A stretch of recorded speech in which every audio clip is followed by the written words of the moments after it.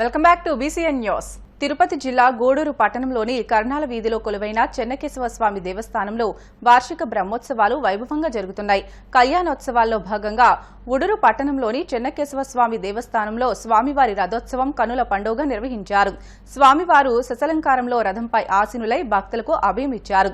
భక్తజన సందోహం నడుమ స్వామివారి రథోత్సవం పట్టణ పురవీధుల్లో వైభవంగా సాగింది. స్వామివారి రథాన్ని లాగేందుకు భక్తులు పోటీ పడ్డారు.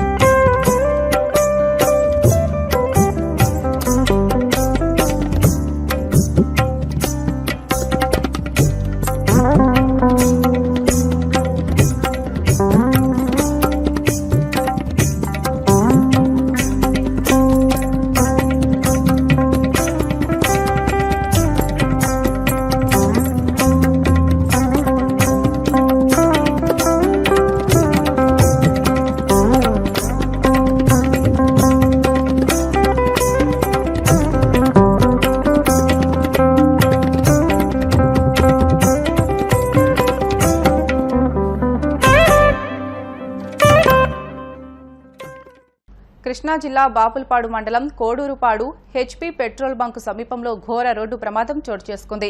కారు అదుపు తప్పి లారీని ఢీకొట్టడంతో ఈ ప్రమాదం జరిగింది. సంఘటన ప్రదేశంలోనే 4 దుర్మరణం చెందారు. మరో వ్యక్తి తీవ్ర గాయాలు అయ్యాయి. అయితే సమాచారం అందుకున్న Hanuman junction CI Allu Lakshmi Narasimhamurthy, Veravalli SI Chiranjeevi తన సిబ్బందితో కలిసి ఘటనా స్థలానికి చేరుకుని వివరాలు సేకరించారు. అయితే కొవ్వూరు నుంచి తమిళనాడు కారులో వెళ్తుండగా ఈ రోడ్డు ప్రమాదం జరిగినట్లు పోలీసులు తెలియజేశారు. వాతావరణం మబ్బులు పట్టి ఉన్నప్పటికీ ఉక్కబోతకు ప్రజలు అల్లాడిపోతున్నారు. ఈ నేపథ్యంలో భారత వాతావరణ శాఖ చల్లటి కబురు చెప్పింది. రానున్న 5 రోజుల్లో రుతుపవనాలు కేరళ రాష్ట్రంలోకి ప్రవేశించే అవకాశం ఉందని ఐఎండీ వెల్లడించింది. మే 31కి 1 లేదా 2వ తేదీలోపు నైరుతి రుతుపవనాలు కేరళ తీరాన్ని తాకనున్నట్లు ప్రకటించింది. లానీనా ప్రభావంతో ఈసారి ఆగస్టు, సెప్టెంబర్ కాలంలో సాధారణం కంటే అధిక వర్షపాతం నమోదు కావచ్చని గత నెలలో వాతావరణ శాఖ తెలిపింది. అందుకు అనుగుణంగానే రుతుపవనాల కదలిక ఉందని తెలిపింది. భారత వాతావరణ శాఖ ప్రకారం కేరళలో రుతుపవనాలు ప్రవేశించే సమయం గత 150 సంవత్సరాలుగా మారుతూనే ఉంది. మొదటిసారి ముందుగా 1918లో మే 11నే ప్రవేశించాయి. అత్యంత ఆలస్యంగా 1972 జూన్ 18న ప్రవేశించాయి. ఇక గతేడాది జూన్ 8న, 2022లో మే 29న, 2021లో జూన్ 3న, 2020లో జూన్ 1న నైరుతి రుతుపవనాలు కేరళ తీరాన్ని తాకినట్లు వాతావరణ శాఖ తెలిపింది. గుంటూరు వేదికగా ఉత్తర అమెరికా తెలుగు సంఘం ఆధ్వర్యంలో ఈ నెల 30న జానపద సాంస్కృతిక సంబరాలు నిర్వహించనున్నారు. ఈ మేరకు జానపద సాంస్కృతిక సంబరాల గోడ పత్రికను ఎమ్మెల్సీ లక్ష్మణరావు నూతి బాపయ్య చౌదరి ఆవిష్కరించారు. నాట్స్ అధ్యక్షుడు నూతి బాపయ్య చౌదరి ఆధ్వర్యంలో వెంకటేశ్వర విజ్ఞాన మందిరంలో 30వ తేదీన వేడుకలు జరగనున్నాయి. 2 తెలుగు రాష్ట్రాలకు చెందిన జానపద, గిరిజన, నాటక, బుర్రకథ కళాకారులకు ప్రోత్సాహం అందించేలా కార్యక్రమం జరుగుతుందని తెలియజేశారు. మనదైన సంప్రదాయాలు, జానపదాలు, కళలు భావితరాలకు అందించాలనే లక్ష్యంతో వేడుకలు జరగనున్నాయని వివరించారు.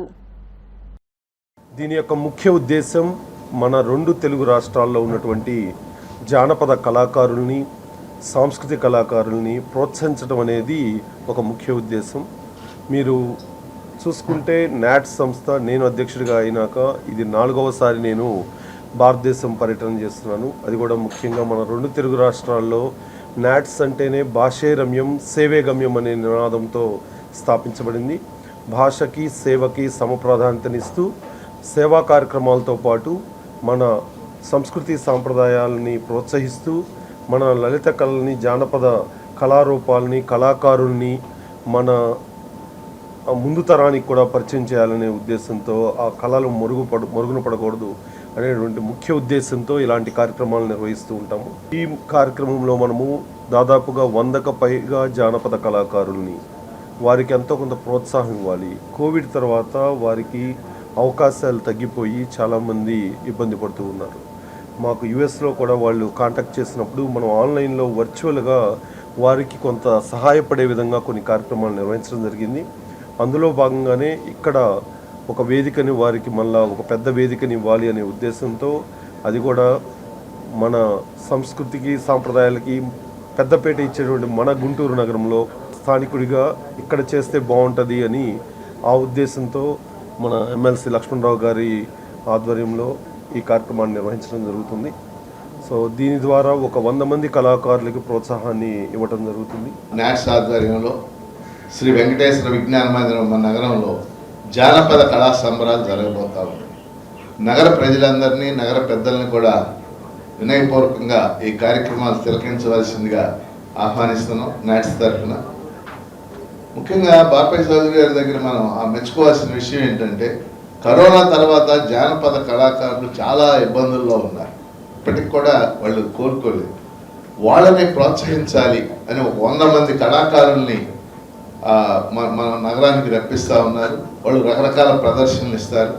వాళ్ళని ప్రోత్సహించాలనే ఉద్దేశంతోనే ఇవన్నీ కూడా పెట్టడం జరిగింది. మన ప్రజా గాయకుడు మన రమణ ఆధ్వర్యంలో ఈ సాంస్కృతిక కార్యక్రమాలన్నీ కూడా వైసీపీ శ్రేణులపై అక్రమ కేసులు పెడితే న్యాయ పోరాటం చేస్తామని అనంతపురం జిల్లా తాడిపత్రి ఎమ్మెల్యే కేతిరెడ్డి పెద్దారెడ్డి స్పష్టం చేశారు. ఈ మేరకు ఆయన అనంతపురం జిల్లా ఎస్పీ గౌతమ్ శాలిని కలిసి ధర్మవరం నియోజకవర్గ వైసీపీ నేతలపై కేసులు నమోదు చేయవద్దని విజ్ఞప్తి చేశారు. తాడిపత్రి అల్లర్లతో ధర్మవరం నేతలకు ఎలాంటి సంబంధం లేదని అన్నారు. తనను పరామర్శించేందుకు మాత్రమే ధర్మవరం ఎమ్మెల్యే కేతిరెడ్డి వెంకట్రామిరెడ్డి ఇతర నేతలు తాడిపత్రి వచ్చారని తెలియజేశారు. ధర్మవరం వైసీపీ నేతలపై అక్రమ కేసులు బనాయించాలన్న ఆలోచన విరమించుకోవాలని, కేసులు నమోదు చేస్తే ఫ్యాక్షన్ ను ప్రేరేపించినట్లు అవుతుందని అన్నారు. వార్తలు ముగించే ముందు ముఖ్యాంశాలు మరొకసారి. అమెరికా దేశం మిస్సోరియాలో ఘనంగా వెంకటేశ్వర స్వామి బ్రహ్మోత్సవాలు. 3వ రోజు హనుమంతుడు, గరుత్మంతుడి వాహనాలపై భక్తులకు స్వామి దర్శనం.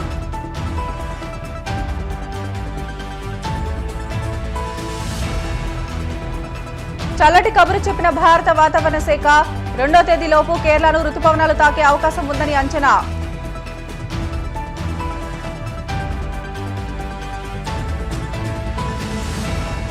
గూడూరులో వైభవంగా చెన్నకేశ్వర స్వామి వార్షిక బ్రహ్మోత్సవాలు.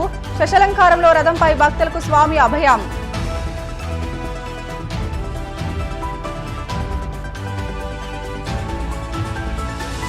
గుంటూరు వేదికగా 30న జానపద సాంస్కృతిక సంబరాలు. హాజరు కానున్న ఉత్తర అమెరికా తెలుగు సంఘం సభ్యులు. ఇవి ఇప్పటి వరకున్న బులెటిన్లోని అప్డేట్స్. మరిన్ని లేటెస్ట్ అప్డేట్స్ కోసం చూస్తూనే ఉండండి BCN న్యూస్.